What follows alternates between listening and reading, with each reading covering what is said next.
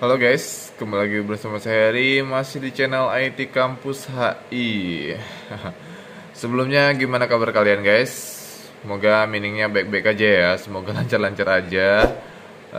Harga sekarang sih udah lumayan oke lah ya, jadi makin semangat kayaknya miningnya. Tapi di video ini saya akan coba sharing. Jadi beberapa hari ini setelah saya tambah GPU, dari motherboard saya totalnya jadi 12 slot GPU, 12 slotnya kepakai semua. Itu mulai ada trouble. Jadi beberapa hari ini tuh kayak sering-sering restart, sering-sering disconnect gitu kan. Di sini saya akan coba bahas itu mengenai mungkin nggak trouble langsung fix semua ya, karena kita di sini menganalisa dulu. Jadi nggak bisa langsung fix gitu. Jadi kita di sini coba menganalisa dulu gitu.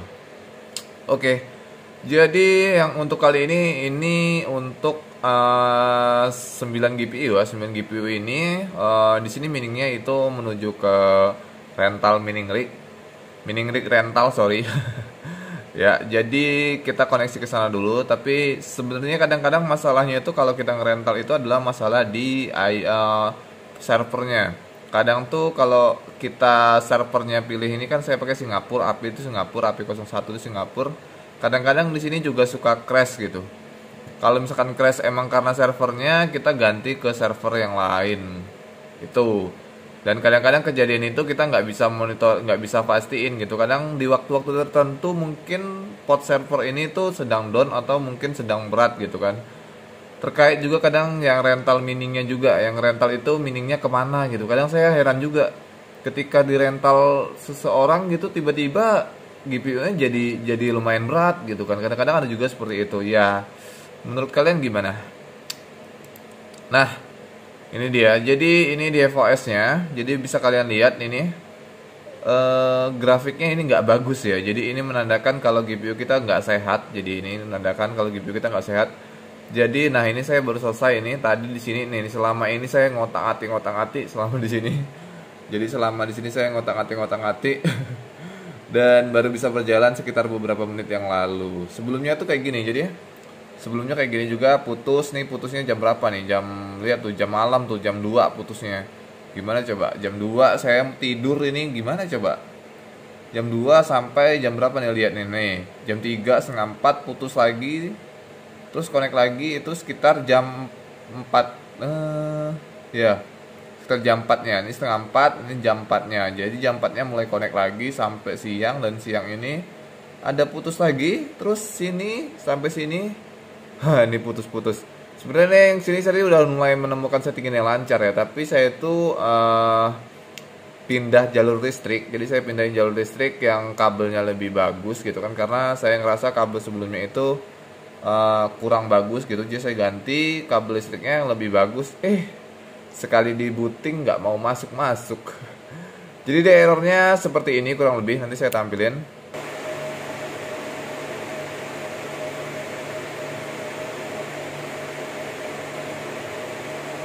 Jadi dia ketika misalkan baru booting setelah mining, waktu booting nggak jalanin mining, dia santai aja normal. Tapi ketika kita jalanin flagshipnya, jadi ketika saya start flagshipnya di sini, saya start flagshipnya saya masukkan kayak gini, dia beberapa saat langsung disconnect. Jadi kan di sini saya ada coba ping ini.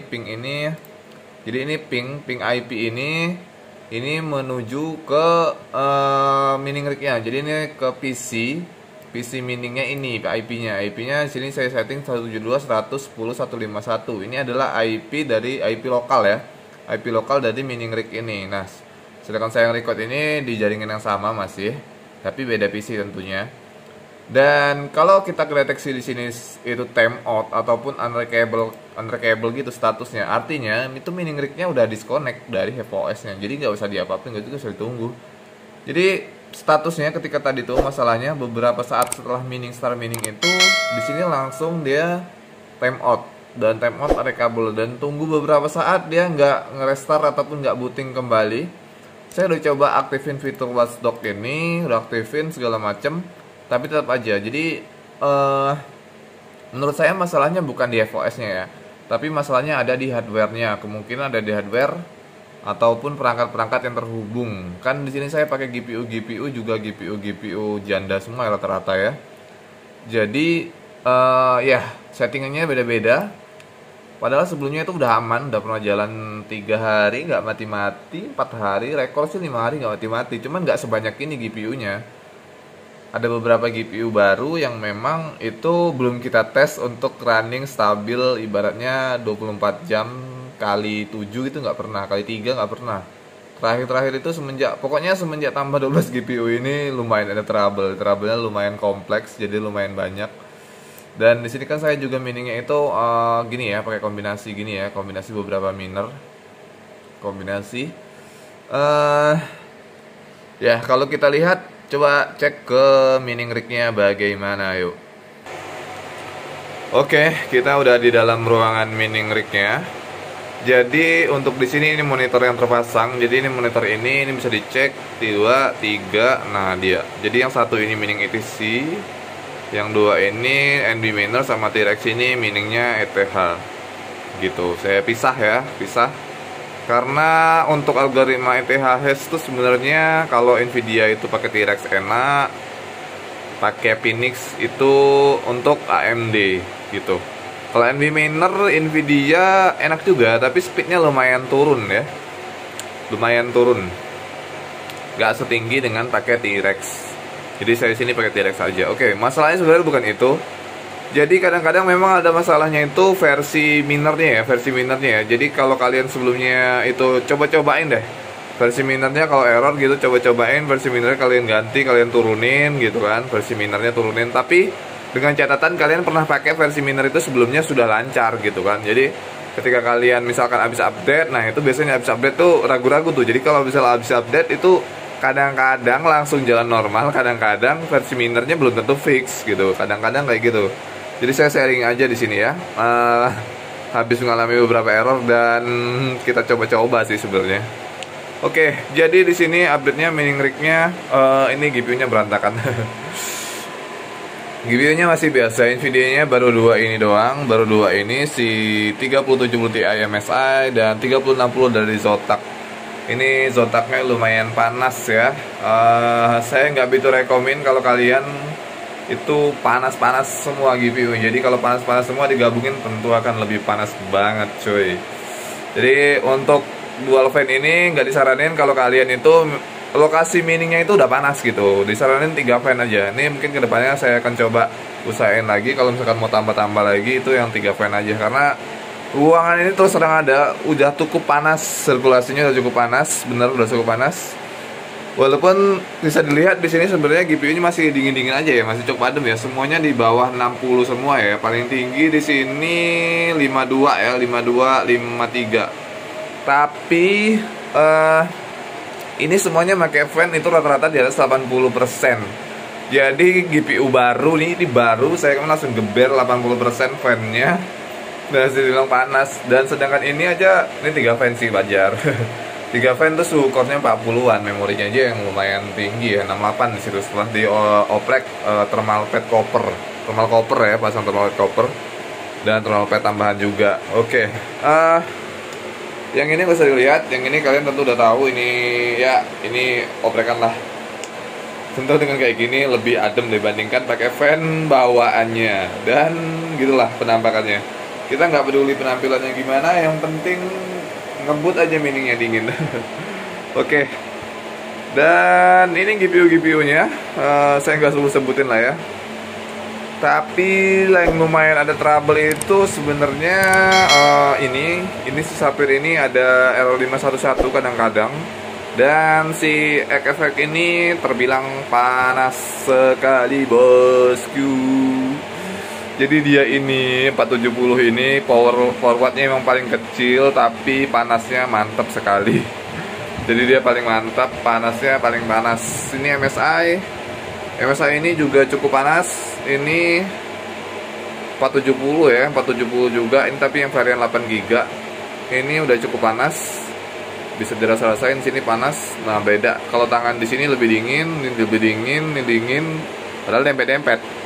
Tapi ketika di sini beda bosku. Beda bosku. Jadi begitu. Jadi kalau semakin panas kalau panasnya semakin ngumpul, jadi ini sebelumnya susunannya nggak seperti ini, susunannya nggak seperti ini. Jadi susunannya yang apa di sini semua, tapi kita lihat setelah itu ternyata yang panasnya ngumpul di sebelah sini, dan makanya saya pindah beberapa yang panas itu saya taruh di tengah sini biar dia agak mix lah gitu, nggak terlalu panas yang ngumpul. Kalau misalkan panas yang ngumpul itu bener-bener ngikut, jadi kayak aduh panas semua guys. Oke, jadi balik ke tadi. Jadi kita ceritanya kan tentang gimana cara gimana ya? Kita coba berusaha menganalisa beberapa kesalahan mining, bukan kesalahan ya, tapi mungkin kasus trouble-nya.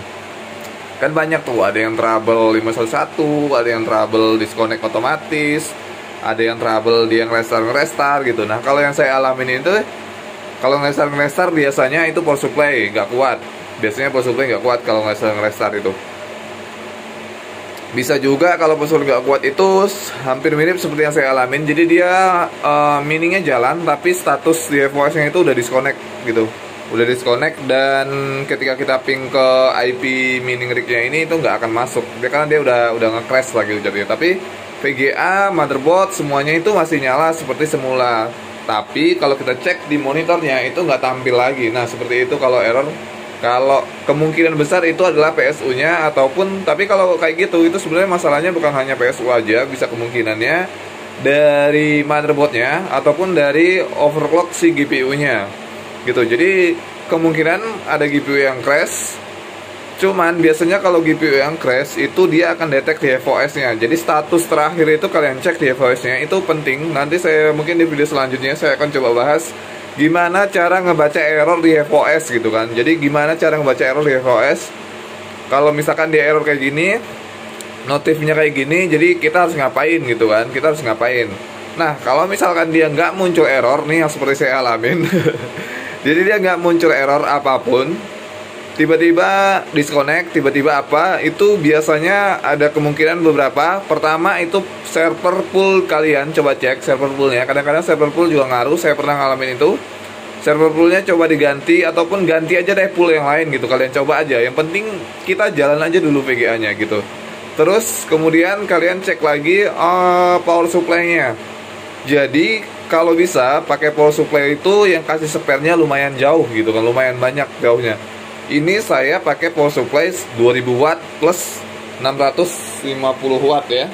Tapi 650 watt ini cuma kepake di 37 Ti dan 1 kali 580. Jadi total wattnya kurang lebih nggak banyak sih ya, cuman dikit untuk si 650 master ini. Karena kabelnya tuh nggak banyak, kabelnya ini cuma 2. Jadi satu ke sini, satunya udah ke sana gitu. Ya udah gitu aja. Sedangkan untuk PSU yang di belakang sana, saya tuh pakai PSU model unminer ya. Jadi saya pakai PSU model unminer. PSU yang dia tuh nggak punya kabel untuk motherboardnya, dia cuman power untuk GPU-nya. Jadi dia PSU-nya tuh outputnya only 12 volt, 12 volt. Jadi cuman keluar 12 voltnya, nggak ada 5 voltnya, nggak ada 3 voltnya, nggak ada. Kan kalau merah itu kalau nggak salah 5 volt atau 3 volt gitu. Terus kalau oranye berapa gitu, 3 volt atau 5 volt, saya lupa juga. Pada intinya dia keluar cuma kabel kuning dan warna hitam. Tuh, kabel kuningnya itu 12 volt dan warna hitamnya itu untuk negatifnya. Jadi outputnya cuma seperti itu. Seperti di video saya sebelumnya. Kenapa saya pakai PSU yang kayak gitu? Kenapa? Karena saya lebih suka yang kayak gitu. Jadi outputnya cuman ya, jadi pure aja. Jadi saya bisa monitoring berapa pakaian saya untuk GPU gitu. Pure hanya GPU aja. Jadi motherboard ini, saya sudah pernah tes. Jadi watt dia ini motherboard only itu hanya sekitar 20 watt sampai 25 watt. Paling tinggi 30 watt waktu booting awal. Kalau udah dia jalan lancar, jalan normal, dia cuman hanya bebannya cuman 25-an watt sekitar itu. Jadi menurut saya benar-benar efisiensi ya.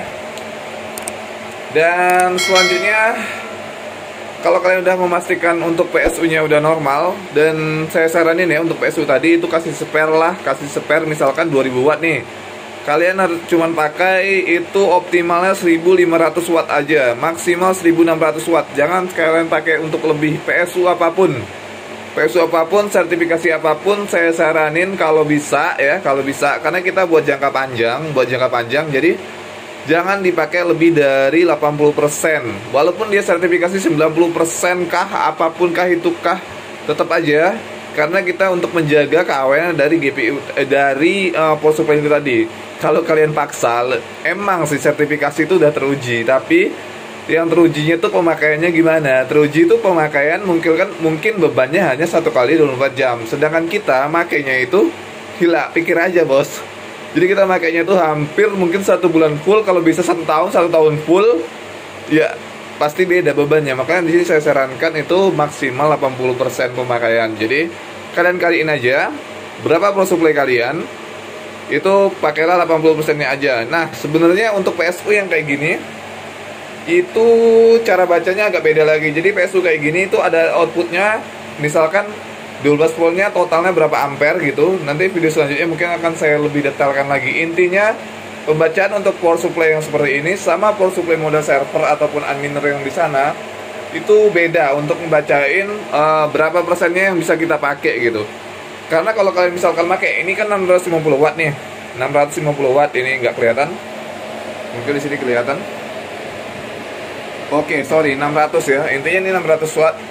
Tapi ini sebenarnya bukan 600. Jadi kalau kalian pakai untuk kabel kuning, saya kan cuma pakai untuk power GPU-nya aja. Yang kuning sama yang hitam. Jadi kalian cek, di situ ada tulisannya biasanya.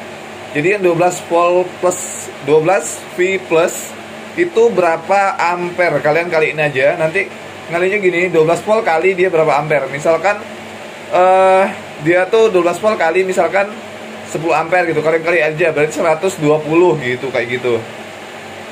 Nah, jangan kalian patokin misalkan 600 wattnya, tapi kalian lihat cek itu adalah untuk berapa ampere dari 12 voltnya tadi, karena kalau kalian pakai itu bebannya 12 volt, kecuali sebenarnya saya harus pakai ini, jelasin ini mungkin lebih detail besok. Selanjutnya saya akan coba bahas, saya pakai sampel satu power supply langsung ya, karena saya susah jelasinnya kayak gini. Oke, itu untuk masalah power supply. Selanjutnya yang kemungkinan ada masalah itu adalah masalah di riser. Kebetulan ini cukup jarang ya di riser ya, ini juga di risernya udah versi 13, ini 13 juga. Dan saya masih pakai riser lama. Di sini ada nih riser lama. Ini mungkin versi 8 kalau kalian lihat. Jadi dia nggak ada ini. Nah, jadi ini masih versi 8. Dia nggak ada power PCI dari belakang sana, nggak ada. Dia cuma ada satu power PCI dari sini. Nah, dianjurin kalian itu pakai power dari PCI semua ya. Jangan pakai kabel SATA ataupun yang lainnya. Itu dianjurin, sangat tidak dianjurkan menggunakan power dari kabel SATA. Dan kalau kalian pakai power supply, ini kan saya nih bingung gak nih, kalian mikir nggak, bang, kayaknya lu power supply-nya banyak banget bang, lihat aja tuh. Di mana-mana ada power supply bang, iya bener. Jadi power supply yang kesana itu khusus untuk GPU. Jadi power supply untuk motherboard ini adalah ini yang di belakang sini, yang ini, nih. Sedangkan untuk power supply yang ini itu power supply untuk fan aja. Yang ini juga, yang ini buat GPU ini sama yang di ini, jadi cuma 2 GPU.